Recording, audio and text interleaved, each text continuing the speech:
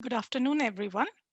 Today we are going to be discussing how investors, can have a positive impact on the environment, on the society, through their portfolios. So we would be seeing how we at Morningstar, can make your life little bit easy so that you can take an informed decisions while doing investments, making money, increasing your wealth or minimizing risk depending on your profile and helping you transition to a sustainable economy. About me, I have 18 years of a work ex in IT product management lifecycle and business analysis. I'm currently working with Morningstar Index Business Unit as a product manager, and I oversee the software development and the implementation for portfolio construction and maintenance. Currently, we are also focusing on creating sustainable products, for the asset managers through which we can create investable products like ETFs on which retail investors can invest in. Profits. If you see, since the industrial era has begun, the company's motive and the focus has been on increasing the profits, but profits for whom? For the shareholders, without a concern and a care for their environment or for the communities which are impacted by their businesses by their outcomes. But why have we reached at this point that we have to talk about sustainability or the negative impact we have had so far? The reason could be seen in the model which we follow versus what the nature follows. The nature follows the circular model, whereas their production and consumption pattern is of they take it, then they use it, and then they decompose it, and again the nutrients are recycled again and used for the new product. Whereas for the business models which we currently have is we follow the linear model where we do the extraction, we produce it, we distribute, we consume, and we dispose, and ultimately we pollute. And the reason this thing has been going on, and if you look at the first part, extraction, why we are saying that the earth is getting destroyed, the reason for that is that in this case, the resources are getting depleted as the population is increasing, is ever increasing. The number of goods required increases, hence the production and hence the waste. So what is a solution? One such solution is the circular economy, wherein, when what we produce or what we consume is disposed. Basically, we do some sort of a reverse logistics through recycling of the products, or we remanufacture, or we reuse. But still, at the end of this cycle, if you see, we will still have some waste or emissions. So what is the model that we should follow so that this waste which is there at the end can also be minimized or can be reduced completely, eliminated completely rather? So this cradle to cradle regenerative design concept, it was first published in a book by William McDonough and the Michael Brongott. Now, what he suggested, we need to rethink how we make things. Over here, we are saying, you see, both the biological as well as the technical, they both are circular in nature. Over here, there is no waste. We are using 100% of renewable energy. We are making a positive impact on the community. And we are having a material health impact on the human as well as on the environment. So what is sustainability? So to me, sustainability would mean that it is an ecosystem that serves all stakeholders, be it communities, customers, suppliers, employees, environment, and shareholders. And lastly, shareholders. Shareholders are not the exclusive ones. It encompasses everyone. But what are the challenges that are facing sustainability today? One of them is greenwashing. As an environmental conscious customer, you must be, looking for the products which says organic. But are they really organic? How do we believe? the companies which print the label as organic.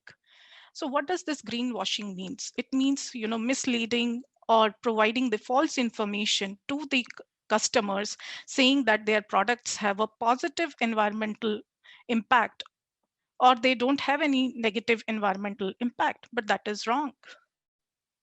So according to the US Department of Agriculture, if in terms of categorization of organic foods, they say 100% organic. It means that, all the ingredients are organic, the source material and everything is organic. But if you say, it is only organic, then it means that 95% or more ingredients are organic. The third category, made from organic ingredients. It means at least 70% of the ingredients are organic. What does it mean? It means that leaves either 5% or 30% of the ingredients to be put in as chemicals that can have a negative impact on your health or on the environment.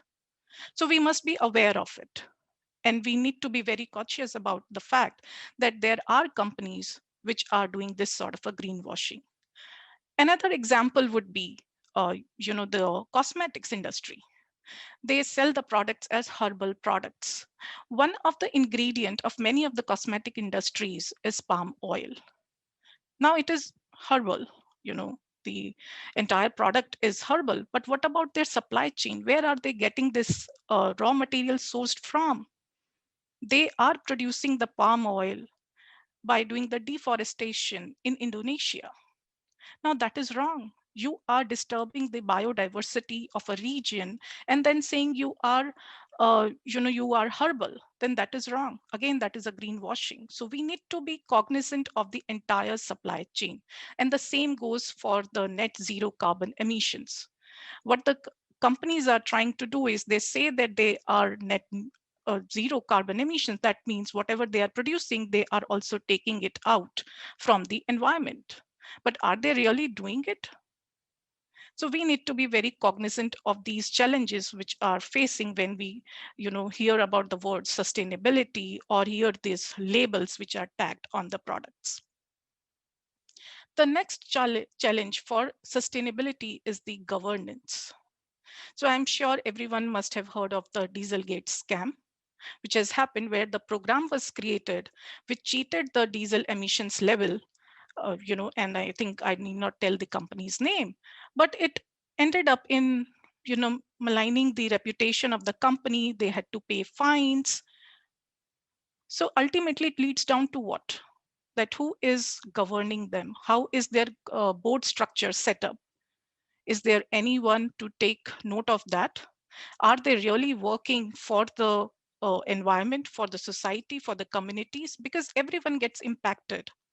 So we need to be cognizant of this fact that there are challenges. The governance is an important aspect of sustainability.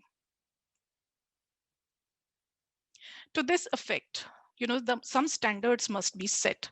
So the United Nations have set up 17, or has rather defined 17 sustainable development goals when they approved of that in 2015 summit for their 2030 agenda. So you can see all these 17s can be linked to the three important factors: environment, social, and governance. And all these three are equally important. One cannot prioritize, one factor over the other. So what are the trends which we are seeing? What we are seeing in the ESG investing space, now we are coming down to the financial investing, where we invest our money so that it can grow. So what we are seeing is in the investing space, especially in the ESG investing space, that the assets have grown by 29%. And the and the AUM figure stands at 1652 billion USD, and that's quite a lot. And in fact, this trend is not unique only to US, it is to Europe. It is the same trend across rest of the world as well. Again, the net inflows, that means the outflows and the inflows put together, and if you subtract them, what are the inflows? So if you have a positive inflows, that means people are thinking that ESG investing is here to stay. and is going to become the mainstream. And hence you can see even during the pandemic, this data is as of December 2020, the net new inflows have increased to 88%. What about the performance? So if I ask any one of you to invest, your first question would be most likely if you are at a young age, not at the retirement age, because at the retirement age your preference would be to conserve your principal. But when you are at young age, you would be, you know can this fund grow my money? Can I have better returns on the money which I'm investing? So what we have seen, when you are investing in the funds which are sustainable or which have this ESG coverage, we are seeing that on an average, they outperform conventional funds. And with this, we have seen even in 2019 and also in 2020. Another trend which is common across these days is a switch from active to passive investing. But why that is the case? The reason being that this fees which is being charged by the active managers to actively manage your investments and saying that they are going to generate an alpha or a return over the risk-free rate, they can't consistently deliver it, yet they charge the fee year on and year on. So the moment we say, only if sometimes we say and think, oh my God, I wish I would have invested in the index or the Nifty 50, it has now crossed this much of mark or 35, 40,000 mark. So what that means, that people are thinking and believing that instead of an active management of your portfolio, passive investing is the way to go forward. There are no expense fees. That means you will get an extra return, which would have gone away because had you have paid the expenses to these portfolio managers, to the active portfolio managers. So how does we combine at Morningstar these two aspects of ESG investing as well as passive investing? The key is, Morningstar indexes combines the needs of the various investors. So we have what sort of an investor profile is. Is it a risk averse or is it an aggressive investor? What their investment philosophy is? What sort of an investment are they looking for? So diverse needs. We cannot have a one product that satisfies all. So we align our values and the investment thesis, including, and then we merge and this with the ESG data sets to deliver either the alpha, as I said, returns, or to reduce risk, because not all investors will want to have an returns. Some might be looking for diversifying their risk as well. In general they do, but some may also require to reduce their additional risk. And in the end, what we do, we combine these two aspects of aligning values and investments with ESG integration to create products which have an impact on the environment, on the society, and on the communities all around. How do we do so? So in order to do that, we need the ESG data. So majority of our indexes, we incorporate our world-class intelligence from Sustainalytics, which is a Morningstar company and a global leader in the ESG space. We also collaborate with the partners wherever we make or we think it is prudent to offer a differentiated product, like we did for our gender diversity index, which I'm going to speak about a little later on, and we partnered with Equileap for the same. And lastly, a great product is great only if it is accessible.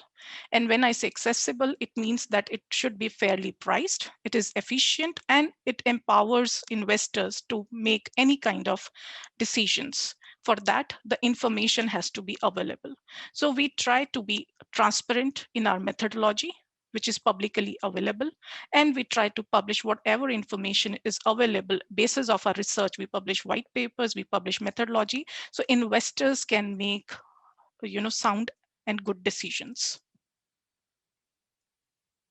So some of the key products or the featured products Morningstar has or built to deliver impact. The first one is the Morningstar Gender Diversity Index.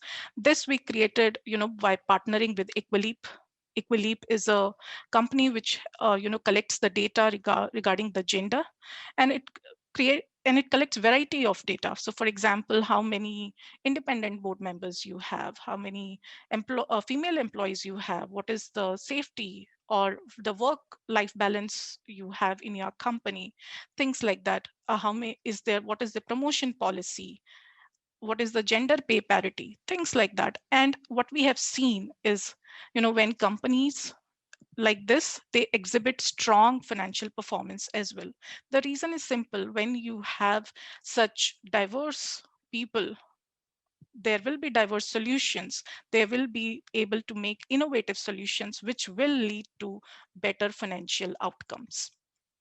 The another one is Morningstar Societal Development Index. It is based on the principles of the UN Global Compact, wherein we select the companies which are committed to reducing the poverty, supporting economic development globally, and have exposure to the countries with low levels of socioeconomic development. Meaning the companies are committed to investing in the countries to uplift the human quality of life.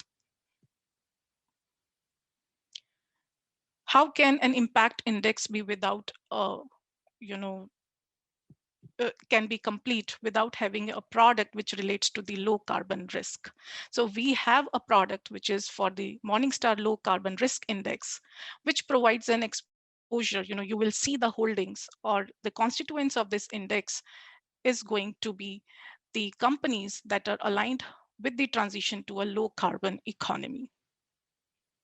The another one is a renewable energy index. Over here we select the companies who are driving their revenues from the renewable energy or the green transportation.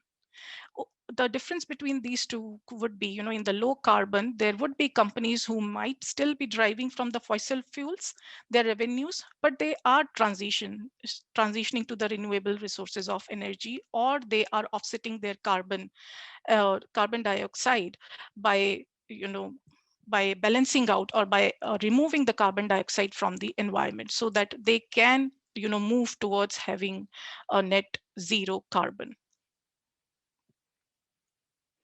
If you are interested, please feel free to log on to morningstar.com or sustainalytics.com or indexes.morningstar.com for further information. You will read about these indexes. You will also read about the articles that are published or with respect to this ESG or sustainability or sustainable investing. Hopefully, this will give you more insights and help you make an informed and better decisions. And it will help you in making a sound financial decisions as well. Thank you.